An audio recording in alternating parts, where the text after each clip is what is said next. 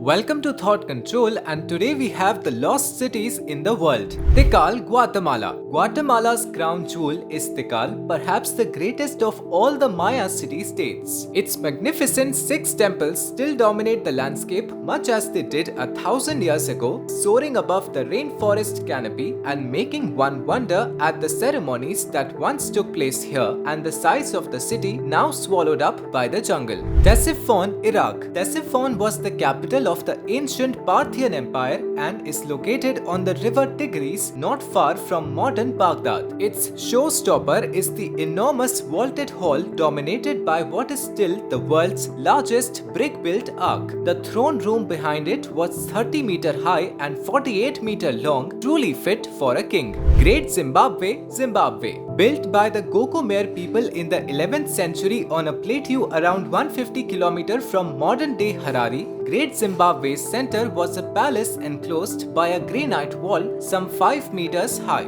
Once a stone city that formed the hub of a major trade network in gold, ivory and cattle, today the ruins lie scattered over a wide and verdant valley. Mohenjo-daro, Pakistan. The civilization that flourished in the Indus Valley and built Mohenjo-daro around 2600 BC was a rival of its better-known Greek and Egyptian equivalents, though little is known about its people, who were early masters of town planning and civil engineering. Today, its complex of houses, shops, ramparts and streets are under threat from erosion. Mosque city of Begharhat, Bangladesh. At the confluence of the Ganges and Brahmaputra rivers, a 15th century Turkish general ordered a town to be built filled with palaces, mosques and tombs. This city of 360 mosques, an outpost of the Islamic world, fell into disrepair shortly after the death of its founder and lay for centuries under vegetation. It has now been partly restored. Vijayanagar, India.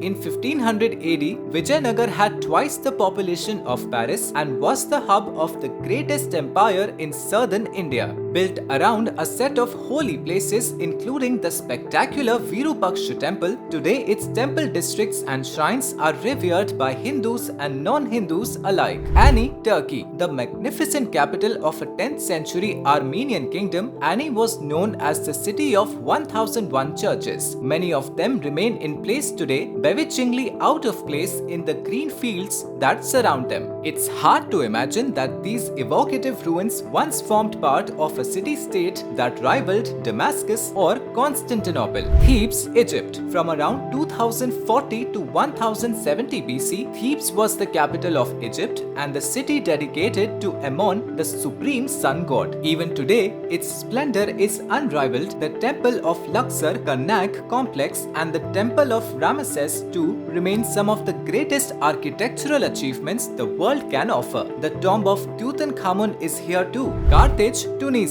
A Phoenician trading town that was sacked and rebuilt by the Romans, Carthage grew into a major port at its height, second only to Rome in terms of its size. Later it was captured by the Vandals and then the Arabs, but much of the atmospheric ruins that remain today are Roman in origin, especially the amphitheater and Antonine baths. Persepolis, Iran. A magnificent city founded by Darius I in 518 BC, Persepolis took over a century to build. Entering through the massive gate of all nations, you get a sense of why a huge terrace faces you, and in every part of the complex are intricate carvings of slaves, kings, officials and representatives from across the Persian Empire. Ephesus, Turkey. Ephesus was a port on the river Cayster that grew into one of the largest Mediterranean cities in the classical era. The temple of Artemis, a wonder of the ancient world, once stood here, and the library of Celsus still stands, a grandiose testament to one senator's wealth that later served as his tomb. Palenque, Mexico. A mid-sized Maya city-state, Palenque was at its height in the 7th century under Pakal the Great. But its appeal lies in the quality of its architecture and sculpture, and the fact that 90% of the settlement still lies buried under the jungle that crawled back over it after the site was abandoned around 1120 AD. Pompeii and Herculaneum, Italy. The city of Pompeii was covered under a wave of ash when Mount Vesuvius erupted in 79 AD, with many of its citizens buried alive, complete with their animals and possessions, and perfectly preserved. Nearby Herculaneum was evacuated in time but buried deeper under the ash. Here doors and even food remained intact. Petra, Jordan, the capital of the Nabateans and a key trading center for silk and spices that linked Asia with Arabia and the West. Petra fell into decline under Roman rule in the 4th century AD and wasn't rediscovered until 1812. Its tombs, especially the treasury and the monastery, are spellbinding, all the more so as they were carved into the rock face itself. Angkor, Cambodia. The Angkor complex encompasses various capitals of the Khmer Empire that flourished from the 9th to 15th centuries AD.